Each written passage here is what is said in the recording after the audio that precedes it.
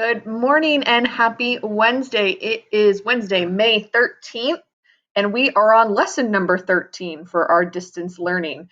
We are getting so close. I can see the light at the end of the tunnel. We've got 3 more weeks. You guys can do it. Keep it up.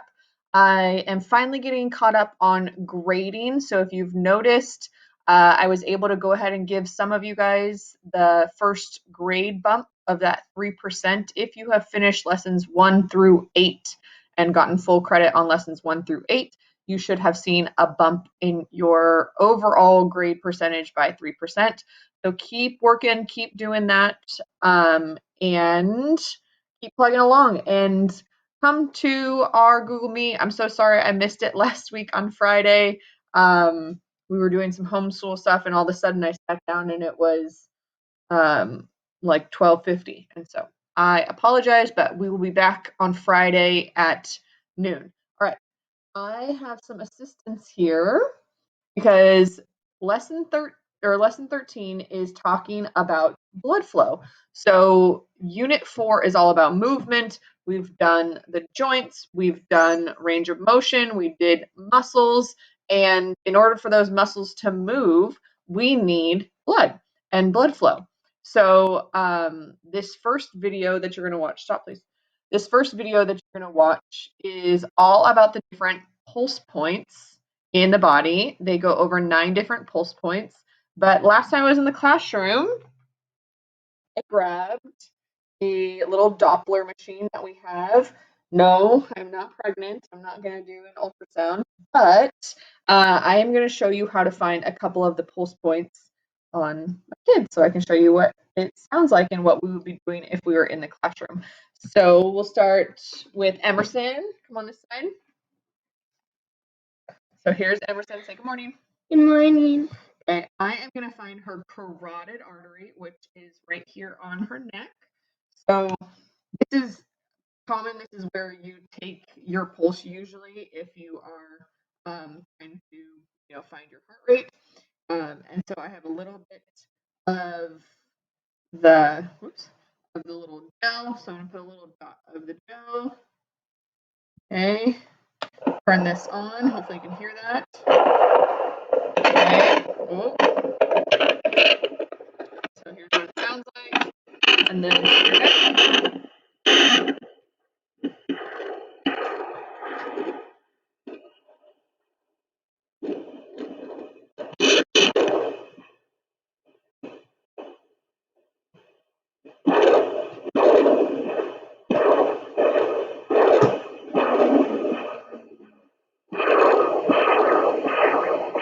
So a nice strong pulse right there.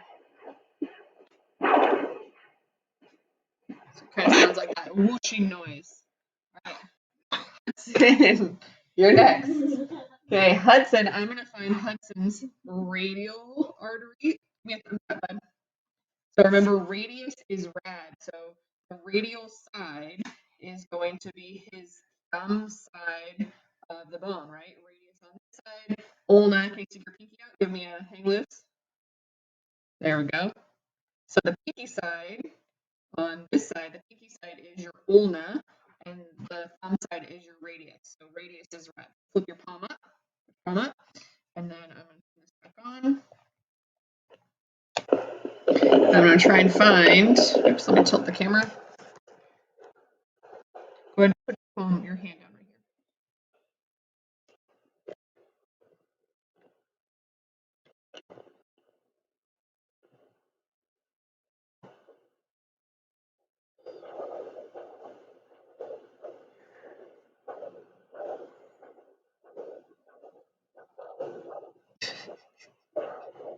Don't squeeze.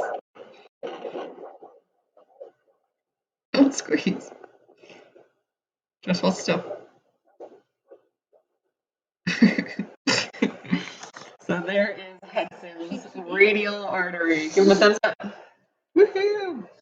So thank you. Okay, you can leave now. Thank you. Close the door. Close the door. Oh.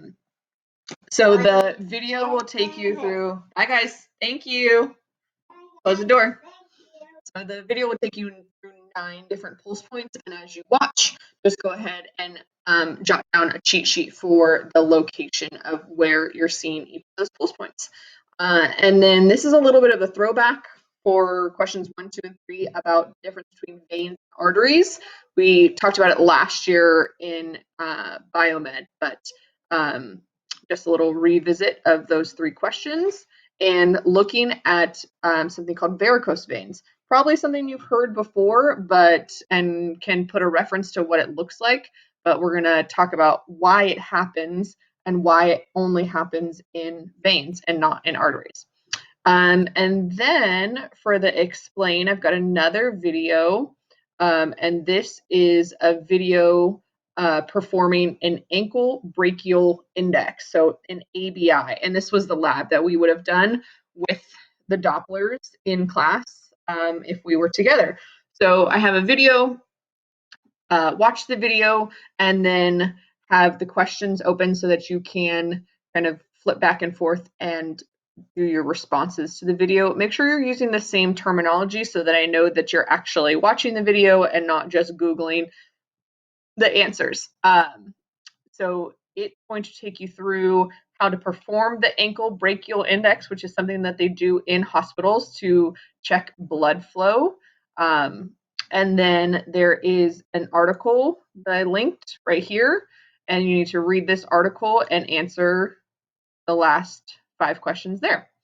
And then for the apply section, this is going to take you through a little bit of math for your cardiac output. This looks funny. So for the cardiac output, it is a formula that shows how many milliliters your heart is pumping in 1 minute. So the way you get it is there's 2 variables, your stroke volume and your heart rate. So what's the amount that your heart is squeezing out every beat, and then how many beats is it beating per minute, right? So remember that left ventricle is the strongest, thickest ventricle that's going to squeeze the blood from that left ventricle out the aorta and to the body. And so we're looking at every time that heart contracts and that blood squeezes out through the aorta and out to the body, how much blood is it? And then how many times is your heart beating in 1 minute? And then that is going to equal your cardiac output. So you need to find your resting heart rate first. So you're going to do that here. And then you can calculate it based on an average stroke volume, which is about 75 milliliters per beat. So you would use your heart rate times 75 milliliters to find your cardiac output. And then here are just 2 questions that fall along kind of what if questions. Yeah, so that is lesson 13. I miss you guys. I feel like there was quite a few labs this spring that I wish we could have done together. But, we're getting through it and we're seeing the light at the end of the tunnel. And the good news is that, we will all be back next year and we can see each other back on campus, hopefully in the fall. All right, you guys have a really great day and keep sending me emails if you have questions. Otherwise, I will see you on Friday. I'll set an alarm so that I don't forget. And that's it. All right, bye guys.